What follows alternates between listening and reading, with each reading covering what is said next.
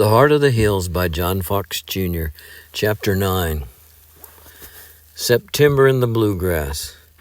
The earth cooling from the summer's heat, the nights vigorous and chill, the fields greening with a second spring. Skies long, low, hazy, and gently arched over rolling field and meadow and woodland. The trees gray with the dust that had sifted all summer long from the limestone turnpikes. The streams shrunken to rivulets that trickled through crevices between broad flat stones and oozed through the beds of watercress and crowfoot, horsemint and pickerelweed, the wells low, cisterns empty, and recourse for water to barrels and the sunken ponds. The farmers cutting corn, still green, for stock, and plowing ragweed strongholds for the sowing of wheat.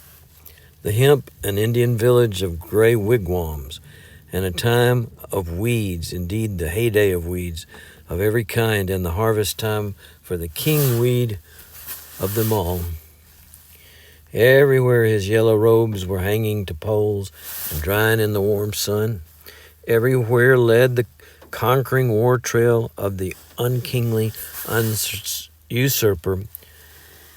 Everywhere in his wake was devastation. The iron wheat had given up his purple crown, and the yellow wheat, silver gray oats, and rippling barley had fled at the sight of his banner to the open sunny spaces, as though to make their last stand and an indignant appeal that all might see. Even the proud woodlands looked ragged and drooping, for here and there the ruthless marauder had flanked one and driven a battalion into its very heart. And here and there charred stumps told plainly how he had overrun, destroyed, and ravaged the virgin soil beneath. A fuzzy little parasite was throttling the life of the Kentuckian's hemp. A bewhiskered moralist in a far northern state would one day try to drive the kings of his racing stable to the plow. A meddling band of fanatical teetotalers would overthrow his merry monarch, King Barleycorn, and the harassed son of the bluegrass, whether he would or not, must turn to the new pretender who was in the Kentuckians' midst, uninvited and self-thrown.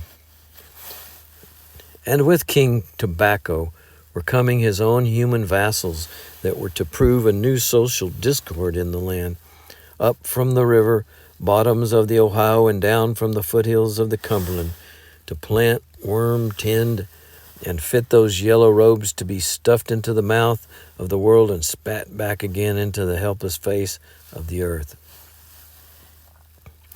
And these vassals were supplanting native humanity as the plant was supplanting the native products of the soil, and with them and the new king were due in time a train of evils to that native humanity, creating disaffection, dividing households against themselves, and threatening with ruin the lordly social structure itself. But for all this, the land that early September morning was a land of peace and plenty, and in field, meadow, and woodland the most foreign note of the landscape was a spot of crimson in the crotch of a high staked and ridered fence on the summit of a little hill. And that spot was a little girl. She had on an old-fashioned poke bonnet of deep pink. Her red dress was of old-fashioned homespun, and her stockings were of yarn, and her rough shoes should have been on the feet of a boy. Had the vanished forests and canebrakes of the 18th century covered the land, had the wild beasts and the wild men come back to roam them, had the little girl's home been a stockade on the edge of the wilderness, she would have fitted perfectly to the time and the scene as a little daughter of Daniel Boone. As it was, she felt no less foreign than she looked, for the strangeness of the land and of the people still possessed her, so that her native shyness had sunk to depths that were painful. She had a new ordeal before her now, for in her sinewy little hands were a paper bag, a first reader, and a spelling book, and she was on her way to school. Beneath her, the white turnpike wound around the hill and down into a little hollow, and on the crest of the next low hill was a little frame house with a belfry on top. Even while she sat there with parted lips, her face in a tense dream and her eyes dark with dread and indecision, the bell from the little schoolhouse clanged through the still air with a sudden sharp summons that was so peremptory and personal that she was almost startled from her perch. Not daring to loiter any longer, she leaped lightly to the ground and started in breathless haste up and over the hill. As she went down it, she could see horses hitched to the fence around the yard and school children crowding upon the porch and filing into the door. The last one had gone in before she reached the schoolhouse gate, and she stopped with a thumping heart that quite failed her then and there, for she retreated backward through the gate. To be sure that no one saw her, crept along the stone wall, turned into a lane, and climbed a worm fence into the woods behind the schoolhouse. There she sat down on a log, miserably alone, and over the sunny, strange slopes of this new world, on over the foothills, her mind flashed to the big, faraway mountains, and, dropping her face into her hands, she began to sob out her loneliness and sorrow. The cry did her good, and by she lifted her head, rubbed her reddened eyes with the back of one hand, half rose to go to the schoolhouse, and sank helplessly down on the thick grass by the side of the log. The sun beat warmly and soothingly down on her.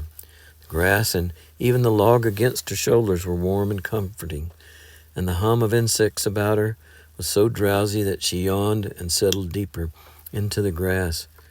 And presently she passed into sleep and dreams of Jason. Jason was in the feud. She could see him crouched in some bushes and peering through them on the lookout, evidently for some honeycut. And slipping up the other side of the hill was a honeycut looking for Jason. Somehow she knew it was the honeycut who had slain the boy's father, and she saw the man creep through the brush and worm his way on his belly to a stump above where Jason sat. She saw him thrust his Winchester through the leaves. She tried to shriek a warning to Jason, and she awoke so weak with terror that she could hardly scramble to her feet. Just then the air was rent with shrill cries. She saw schoolboys piling over a fence and rushing toward her hiding place, and her wits yet ungathered, she turned and fled in terror down the hill. Nor did she stop until the cries behind her grew faint, and then she was much ashamed of herself. Nobody was in pursuit of her. It was the dream that had frightened her. She could almost step on the head of her own shadow now, and that fact and a pang of hunger told her it was noon. It was noon recess back at the school, and those schoolboys were on their way to a playground. She had left her lunch at the log where she slept, and so she made her way back to it, just in time to see two boys pounce on the little paper bag lying in the grass. There was no shyness about her then. That bag was hers, and she flashed forward. "Give me that poke!" The wrestling stopped, and startled by the cry and the apparition, the two boys fell apart. "What?" said the one with the bag in his hand, while the other stared at Mavis with puzzled amazement. "Give me that poke," blazed the girl, and the boy laughed, for the word is almost passed from the vocabulary of the bluegrass. He held it high. "Jump for it," he teased. "I ain't a-going to jump for it, it's mine." Her hands clenched, and she started slowly toward him. "Give her the bag," said the other boy, so imperatively that the little girl stopped with a quick and trustful shift of her own burden to him. "She's got to jump for it." The other boy smiled, and it strangely seemed to Mavis that she had seen that smile before. "Oh, I reckon not," he said quietly, and in a trice the two boys in a close, fierce grapple were rocking before her, and the boy with the bag went to the earth first. "Gouge him!" shrieked the mountain girl, and she rushed to them while they were struggling, snatched the bag from the loosened fingers, and seeing the other boys on a run for the scene, fled for the lane. From the other side of the fence, she saw the two lads rise, one still smiling, the other crying with anger. The school bell clanged, and she was again alone. Hurriedly, she ate the bacon and cornbread in the bag, and then she made her way back along the lane by the stone wall, through the schoolhouse gate, and gathering her courage with one deep breath, she climbed the steps resolutely and stood before the open door. The teacher, a tall man in a long black frock coat, had his back to her. The room was crowded, and she saw no vacant seat. Every pair of eyes within was raised to her, and instantly she caught another surprised and puzzled stare from the boy who had taken her part a little while before. The teacher, seeing the attention of his pupils fixed somewhere behind him, turned to see the quaint figure dismayed and helpless in the doorway, and he went quickly toward her. "This way," he said kindly, and pointing to a seat, he turned again to his pupils. Still they stared toward the newcomer, and he turned again. The little girl's flushed face was still hidden by her bonnet, but before he reached her to tell her quietly she must take it off, she had seen that all the heads about her were bare, and was pulling it off herself, disclosing a riotous mass of black hair, combed straight back from her forehead and gathered into a Psyche knot at the back of her head. Slowly the flush passed, but not for some time did she lift the extraordinary lashes that veiled her eyes to take a furtive glance about her. But as the pupils bent more to their books, she grew bolder and looked about oftener and keenly, and she saw with her own eyes, and in every pair of eyes whose glance she met, how different she was from all the other girls. For it was a look of wonder and amusement that she encountered each time, and sometimes two girls would whisper behind their hands and laugh, or one would nudge her deskmate to look around at the stranger, so that the flush came back to Mavis's face and stayed there. The tall teacher saw too, and understood, and to draw no more attention to her than was necessary, he did not go near her until little recess. As he expected, she did not move from her seat when the other pupils trooped out, and when the room was empty, he beckoned her to come to his desk, and in a moment, with her two books clasped in her hands, she stood shyly before him, meeting his kind, gray, searching eyes with unveering directness. "You were rather late coming to school." "I was afeard." The teacher smiled, for her eyes were fearless. "What is your name?" "Mavis Hahn." Her voice was slow, low, and rich, and in some wonder he half-consciously repeated the unusual name. "Where do you live?" "Down the road piece, about a hoop and a holler." "What? Oh, I see." He smiled, for she meant to measure distance by sound, and she had used merely a variation of the far cry of Elizabethan days. "Your father works in tobacco?" She nodded. "You come from near the Ohio River?" She looked puzzled. "I come from the mountains." Oh, he understood now her dress and speech, and he was not surprised at the answer to his next question. "I ain't never been to school. Pap couldn't spare me." "Can you read and write?" "No," she said, but she flushed, and he knew straight away the sensitiveness and pride with which he would have to deal. "Well," he said kindly, "we will begin now." And he took the alphabet and told her the names of several letters and had her try to make them with a lead pencil, which she did with such uncanny seriousness and quickness that the pity of it, that in his own state, such intelligence should be going to such broadcast waste for the want of such elemental opportunity, struck him deeply. The general movement to save that waste was only just beginning, and in that movement he meant to play his part. He was glad now to have under his own supervision one of those mountaineers of whom, but for one summer, he had known so little and heard so much, chiefly to their discredit. And he determined then and there to do all he could for her.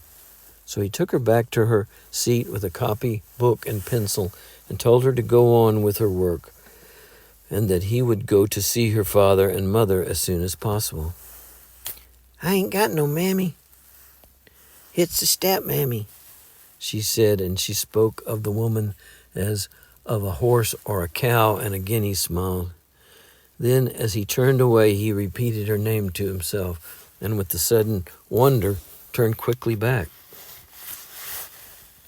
"I used to know some Hawns down in your mountains. A little fellow named Jason Hawn used to go around with me all the time." Her eyes filled and then flashed happily. "Why, maybe you air the rock picker."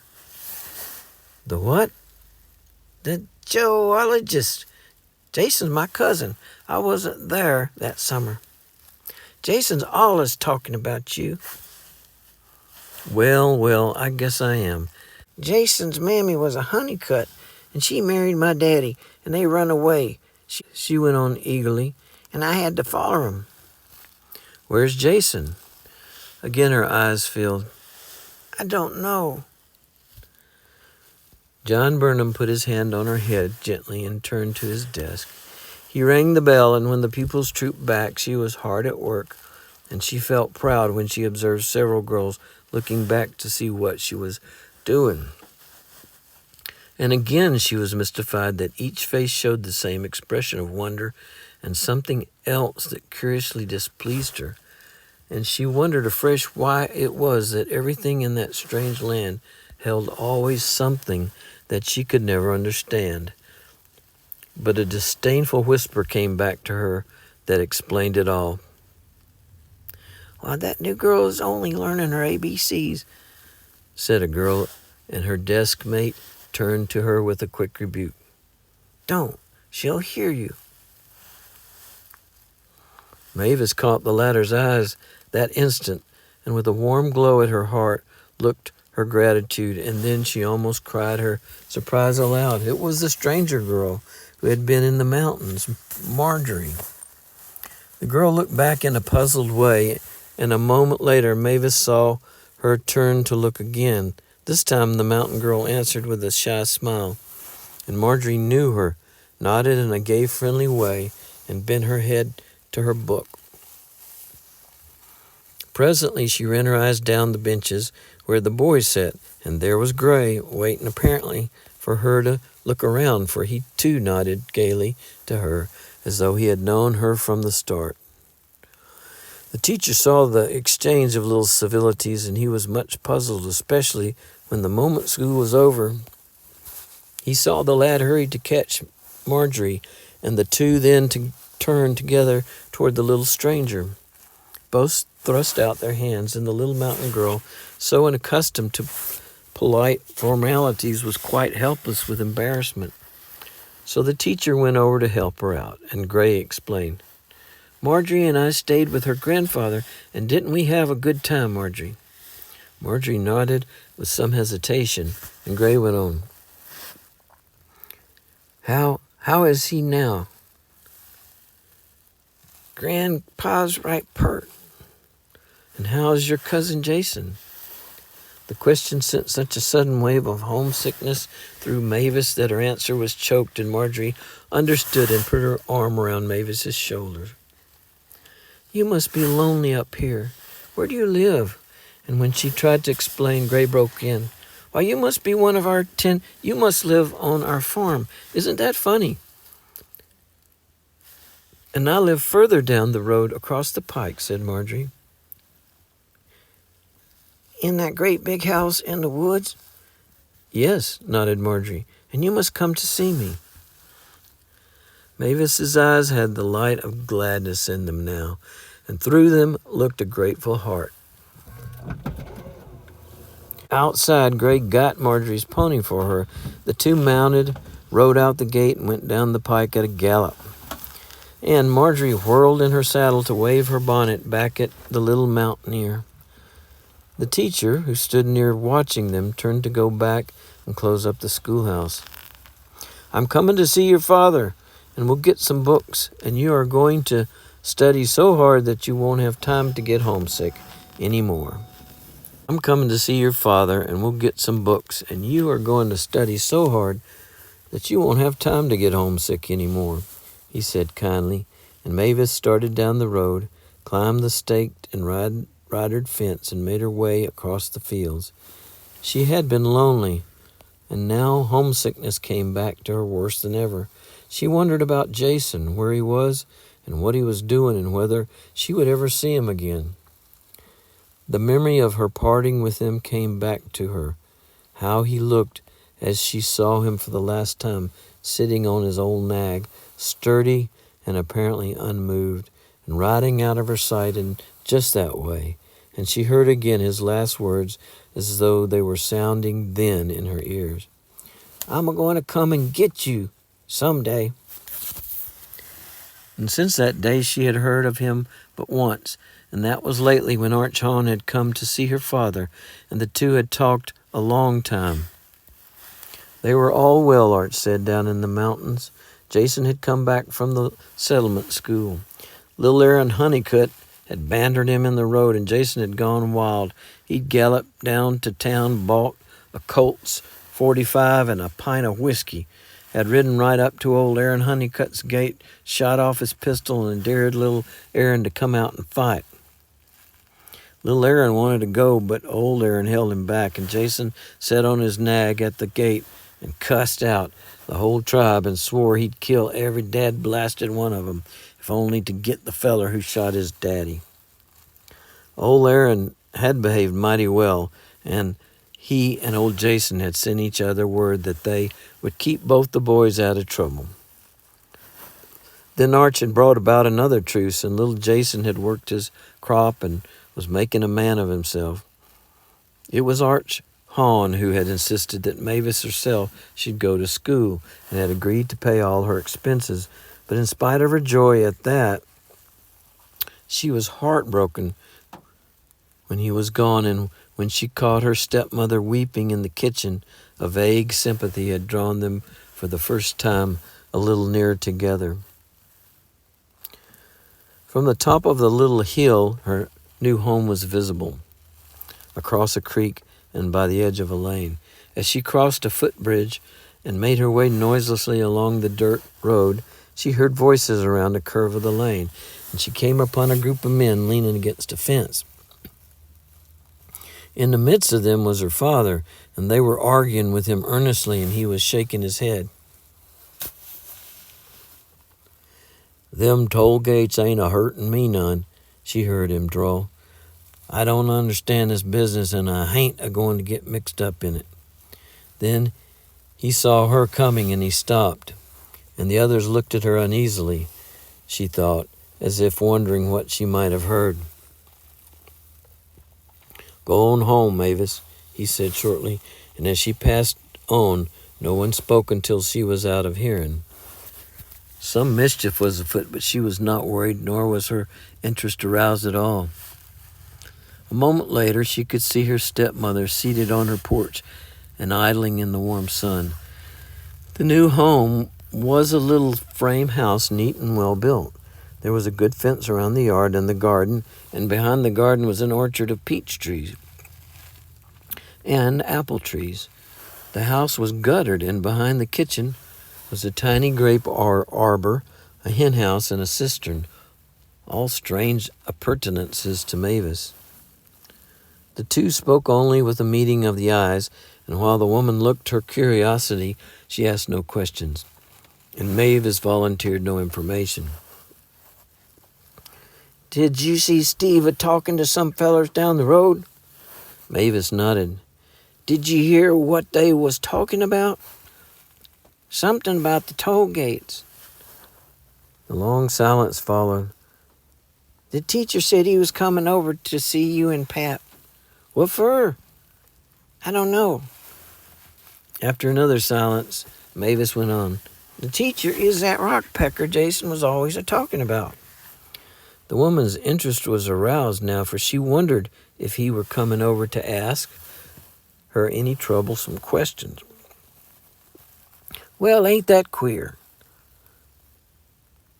And that boy and gal who was staying with Grandpa was there at the school too, and she asked me to come over and see her. This the stepmother was not surprised to hear, for she knew on whose farm they were living and why they were there, and she had her own reasons for keeping the facts from Mavis. Well, you ought to go. I am a-going. Mavis missed the mountains miserably when she went to bed that night, missed the gloom and lift of them through her window, and the rolling sweep of the land under the moon. Looked desolate and lonely and more than ever strange. A loping horse passed on the turnpike, and she could hear it coming on the hard road far away and going far away. Then a buggy, and then a clattering group of horsemen, and indeed everything heralded its approach at a great distance. She missed the stillness of the hills. From the night air were the barking of dogs, whinny of horses, low of cattle, the song of a night-prowling negro, and now and then the screech of a peacock. She missed Jason wretchedly, too, for there had been so much talk of him during the day, and she went to sleep with her lashes wet with tears. Sometime during the night she was awakened by pistol shots, and her dream of Jason made her think that she was at home again. But no mountains met her startled eyes through the window.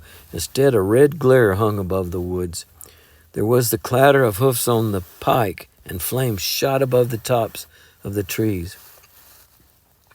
Nor could it be a forest fire such as was common at home, for the woods were not thick enough. This land, it seemed, had troubles of its own, as did her mountains, but at least folks did not burn folks' houses in the hills.